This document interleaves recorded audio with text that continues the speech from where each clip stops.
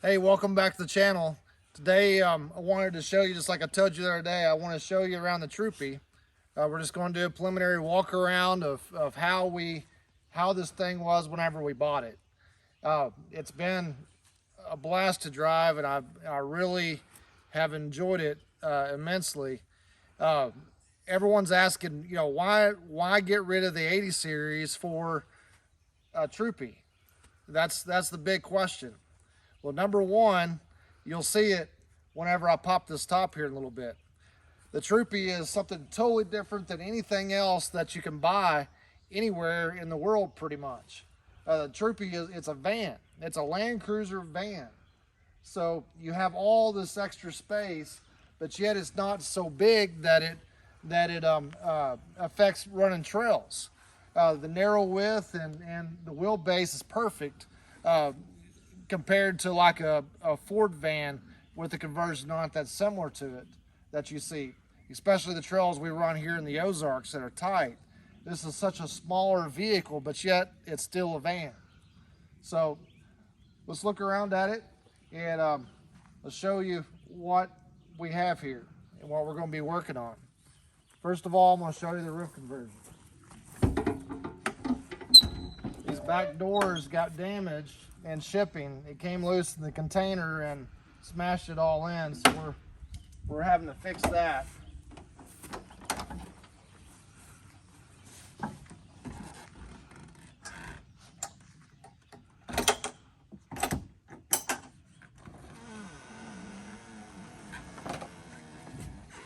So a lot of people's familiar with the Alucab rooftop tent, but this rooftop tent's a little bit different because you don't walk up into it from a ladder. They actually cut the top off of the Land Cruiser and fasten this to it, and you get into it from the inside.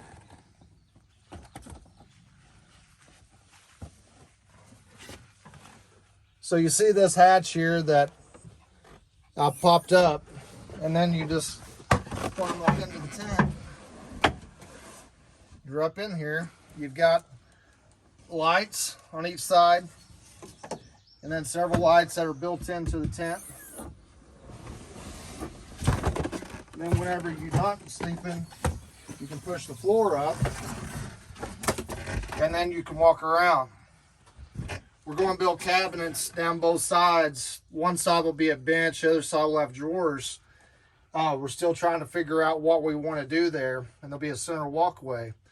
But it'll make it where whenever it's nasty outside, we can sit on this bench, and we'll have countertop, and we can actually cook and do whatever we want and have all this nice space.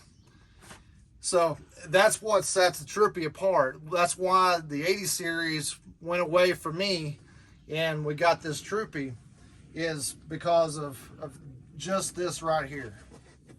So we'll start with the bumpers. The rear bumper, it is a bumper that Land Cruiser Heaven builds over in Dubai. It's a steel bumper with swing outs off of it. This one here, like I said, it's damaged right now because it backed into the container. We're going to get that fixed up. Probably going to change this can holder out for a different one that holds 2 water cans. And then the sides here, I want to bring it all the way down the side and probably do a bar off of that to protect these big long overhang that the Troopies have. The front bumper is the tried and true ARB bull bar.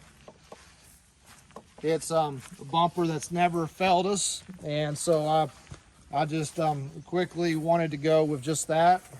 And then we've got a couple of Light Force striker LED lamps on that, and we'll fit a come up solo winch inside that bumper. I want to keep it low profile, not run the 8274 to keep as much air coming through the radiator as possible. And that's one reason I chose these lights over the larger round ones, is I wanted plenty of airflow to keep this diesel cool. Right now we're still running the factory steps. I will build a set of our rock sliders that we build at Ozark Overland Outfitters, and to protect this longer wheelbase. For wheels and tires, I chose something that was I tried to keep it simple.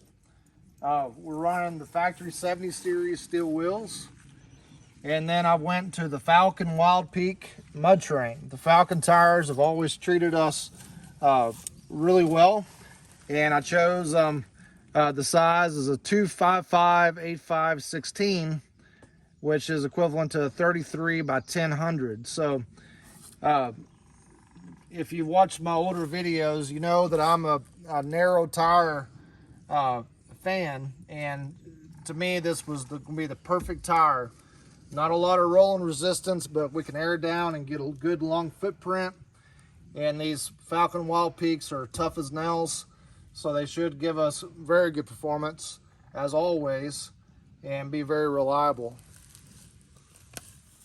For the engine, we've got the 1HD FT 24 valve turbo diesel out of a 9780 series. I didn't want to put a turbo kit on the 1HZ that comes in this year model Troopy. I wanted it to be a factory turbo diesel because of just how robust they are. So we went ahead and swapped in this 24 valve FT engine, and I couldn't be happier. In the mountains, this thing runs like a freight train. You hardly have to downshift, and it just eats the hills up like they're not even there. We have got a top mount intercooler that will go there to help keep the EGTs low, and it'll also gain us a little bit more power. There's not room in the front on these this particular front end to do a front mount and maintain the air conditioner.